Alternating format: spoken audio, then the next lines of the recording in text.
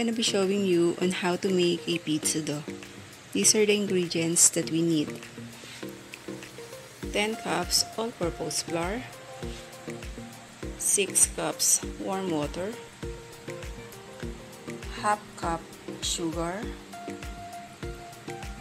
3 tablespoons active yeast, 3 teaspoons salt, 6 tablespoons olive oil.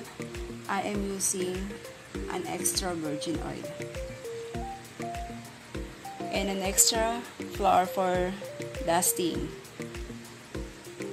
This can make 12 pieces pizza dough in 10 inches diameter, weighing 250 grams per piece. So guys, let's get started.